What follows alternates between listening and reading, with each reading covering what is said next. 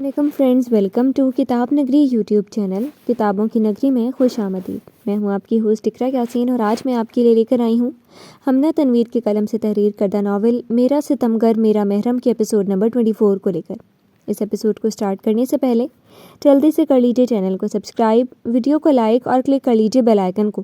اب آتے ہیں ایپیسوڈ کی جانب۔ ناشتہ تو کر لیا ہوگا نا آپ دونوں نے؟ دوپہر میں میری پسند کا کچھ بنوائیں، سب ایک ساتھ کھائیں گے۔ وہ پلٹ کر شہناز کو مخاطب کرنے لگی۔ اچھا میں کہہ دیتی ہوں، ایک بار بھائی کو کہا تھا میں نے، فی الحال تو وہ کچھ نہیں سن رہے، کچھ دن انتظار کر لیں، پھر سے کہوں گی انہیں۔ وہ آنکھوں میں یاس لیے انہیں بھی امید دلانے لگی۔ اچھا میں ملازمہ کو پہلے کہہ دوں، پھر اتنا وقت لگا دیتی ہے۔ شہناز دوپٹہ سنبھالتی قدم اٹھانے لگی۔ ایان کے فون کی رنگ ٹون پر بلا وجہ ہی وہ رک کر اسے دیکھنے لگی۔ السلام علیکم بھابھی، اس نے فون کان سے لگاتے ہوئے خوشگوار لہجے میں کہا، مگر دوسری جانب سے نہ جانے کیا کہا گیا کہ فون ہاتھ سے پھسل گیا، چہرے کا رنگ فک ہو گیا تو آنکھیں دیکھتے ہی دیکھتے نمکین پانیوں سے بھر گئیں۔ کیا ہوا ایان؟ شہناز آگے ہو کر اس کا فون اٹھانے لگی۔ بھابھی وہ بھائی کو فون، ان کی بے ربط جملے ادا کرتی وہ شہناز سے فون لینے لگی، جبکہ آنسو اپنے گھر سے نکل کر اب رخسار پر گر رہے تھے۔ ہوا کیا ہے؟ وہ اس کی باتوں سے الجھ گئی۔ اللہ کرے آپ فون اٹھا لیں، اس نے نمبر ملاتے ہوئے زیر لب بار بار دہرایا اور فون کان سے لگا لیا۔ اس نے گاڑی کا دروازہ بند کر کے گوگلز لگائی ہی تھی کہ فون کی رنگ ٹون پر ساکت ہوا۔ اس ٹائم کس کا فون ہے؟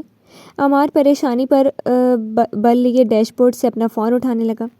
ایان حویلی گئی ہے، اس وقت اس نے فون کرنا تو نہیں ہے، ویسے کوئی کام نہ ہو، اس نے تشویش سے کہتے ہوئے فون کان سے لگا لیا۔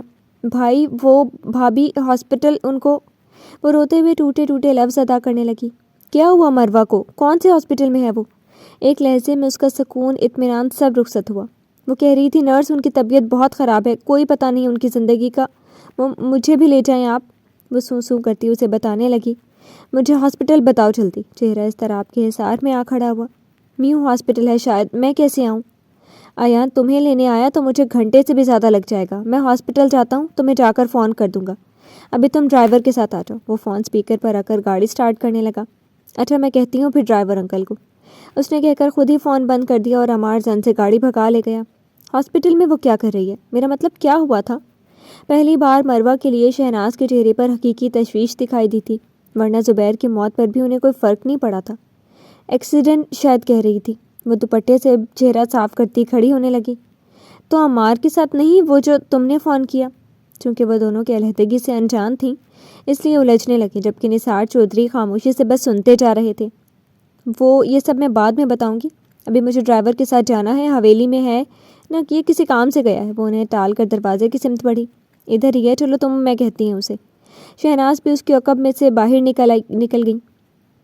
یا اللہ میرے بیٹے کی خاطر اس کی زندگی رکھ دینا، عمار کی خوشی ہے وہ، اسے لمبی زندگی دے دے، میرے بیٹے سے اس کی خوشی کو دور نہ کرنا۔ وہ ہاتھ اٹھائے اس کے لیے دعا کرنے لگے جس سے اتنا عرصہ بغض پال رکھا تھا۔ کس کمرے میں ہے وہ تفصیل بتا کر بے چینی کے عالم میں پوچھنے لگا۔ کمرہ نمبر 13، سن کر وہ تیزی سے بھاگ کھڑا ہوا۔ یہ سفر جسے وہ طے کر کے آیا تھا اسی کو معلوم تھا، سانس جسے ساکن ہو گئی تھی، جسم کے سب سے خاص حصے کو جسے کسی نے خنجر سے چیر دیا تھا۔ 11 زیر لب دہراتا وہ آگے بڑھ رہا تھا۔ 12 آنکھیں تو 13 کی تلاش میں بھٹک رہی تھی۔ اپنے مطلوبہ کمرے کے دروازہ کھول کر وہ تیزی سے اندر آیا۔ اندر 2 نرس بیڈ کے دائیں بائیں کھڑی تھی۔ مروہ، وہ مضطرب سے آگے بڑھا تو نرس پیچھے ہو گئی، اس کی آنکھیں بند تھیں، پیشانی پر سفید رنگ کی پٹی تھی اور بائیں ہاتھ پر ڈرپ لگی تھی جسے اب نرس اتار رہی تھی۔ مروہ، اس کا چہرہ تھپتھپا رہا تھا مگر جواب نہ تارد۔ مروہ مجھے جواب تو دو، کیسی طبیعت ہے اب مروہ کی؟ ہوش کب آئے گا اسے؟ اس کی جانب سے مایوس ہو کر اس نے نرس کو مخاطب کیا۔ سوری لیکن آپ دیر سے آئے ہیں، وہ تعصب سے کہتی مشین بند کر رہی تھی۔ اب کیا مطلب ہوا اس بکواس کا؟ وہ غصے سے گھرایا۔ ان کی ہارٹ بیٹ بہت مدھم تھی، عمار کا نام لے رہی تھی، شاید ملنا چاہتی تھی ان سے، مگر اس سے زیادہ شاید وقت نہیں تھا ان کے پاس۔ اپنا کام مکمل کر کے اس نے ایک دکھ بھری نگاہ عمار پر ڈالی۔ نہیں ایسا نہیں ہو سکتا، یہ معمولی سی چوٹ ہے، مروہ میری بات سنو تم اور آنکھیں کھولو، اب بہت ہو گیا مذاق۔ وہ اسے نظر انداز کرتا پھر سے اس کا چہرہ تھپتھپانے لگا۔ میں باہر بیٹھی ہوں، آپ آ کر بل کلیئر کر دیجیے گا۔ وہ دوسری نرس کو بھی اشارہ کرتی اسے ساتھ لے کر باہر نکل گئی، مگر عمار نے تو جیسے کچھ سنا ہی نہیں تھا۔ مروہ تم ایسے نہیں جا سکتی مجھے چھوڑ کر، مانا بہت برا ہوں میں، مگر یہ تو کہیں کا انصاف نہیں ہے۔ اشک ٹوٹ کر اس کے سفید چادر میں جذب ہو رہے تھے۔ زندگی میں پہلی بار وہ کسی کے لیے رویا تھا، پہلی بار کسی کے لیے سسکیاں لے رہا تھا، صرف ایک اس انسان کے لیے جس نے اس کے دل پر قبضہ جمایا تھا۔ ایک بار میری بات سن لو، میں کیسے رہوں گا تمہارے بغیر؟ اتنی بڑی سزا مت دو مجھے۔ اس نے آہیں بھرتے ہوئے سر اس کے تکیے پر گرا لیا۔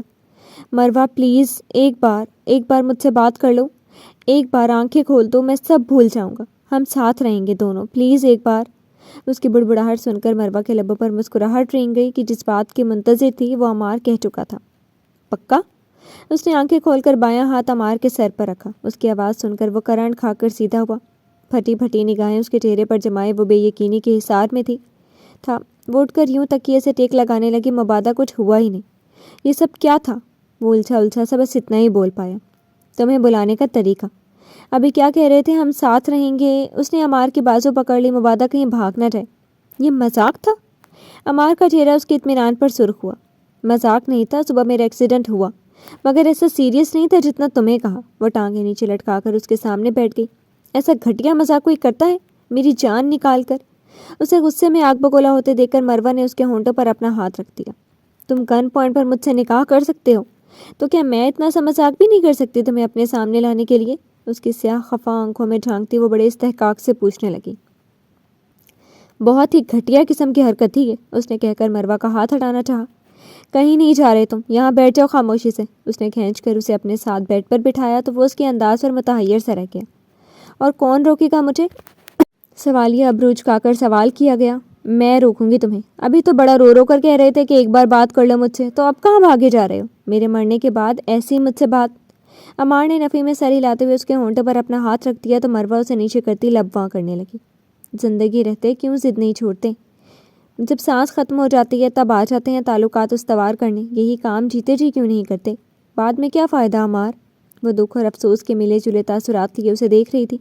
عمار کو تو معلوم تھا اگر وہ سامنے آ گئی تو واپسی ناممکن ہو جائے گی، اس لیے اس لیے تب سے کترا رہا تھا، اور آج تو اس نے بری طرح جال میں پھنسا لیا تھا۔ پھر کیسے نکل جاتا؟ اپنے لفظوں پر قائم ہو تم؟ وہ آہستہ سے سوال کرتی اس کے قریب ہوئی، اتنا قریب کہ دونوں کی دھڑکنیں آپس میں الجھنے لگیں۔ وہ خاموش سا اسے دیکھتا رہا تو مروہ اس کے ہونٹوں پر اپنے ہونٹ رکھنے لگی۔ اس کا لمس جو ہی میسر آیا، عمار نے اس کی کمر کے گرد حصار باندھ لیا۔ لمحے گزرنے کے ساتھ ساتھ وہ حصار بھی مضبوط ہوتا گیا۔ پیاس اتنی گہری تھی کہ بجھنے کا نام ہی نہیں لے رہی تھی، اور آج تو کنواں خود چل کر آیا تھا پیاسے کے پاس، تو کیسے اجتناب کرتا؟ دروازے کی آہٹ سنائی دی تو وہ پیچھے ہوتا، اس سے الگ ہوتا بیڈ سے اتر گیا۔ نرس وہیں سے واپس پلٹ گئی۔ میں نے کوئی دھوکہ نہیں دیا تمہیں، نہ ہی میں زین کے ساتھ رابطے میں تھی۔ وہ بیڈ سے اتر کر اس کے سینے سے لگ گئی۔ کیسا حربہ آزمایا تھا اس نے اپنی بات کہنے کا کہ وہ اسے دور بھی نہ کر سکے اور سننے سے انحراف بھی نہ کرے۔ میں گئی ضرور تھی، مگر اسے یہ کہنے کہ وہ ثنیہ سے شادی کر لے، کیونکہ میں اپنے عمار کے ساتھ خوش تھی۔ اس کی شرٹ مضبوطی سے مٹھی میں جکڑے وہ آہستہ آہستہ بولنے لگی۔ عمار نے اس کے گرد اپنے بازو حمائل نہیں کیے، شاید وہ اس کی بات مکمل ہونے کا منتظر تھا۔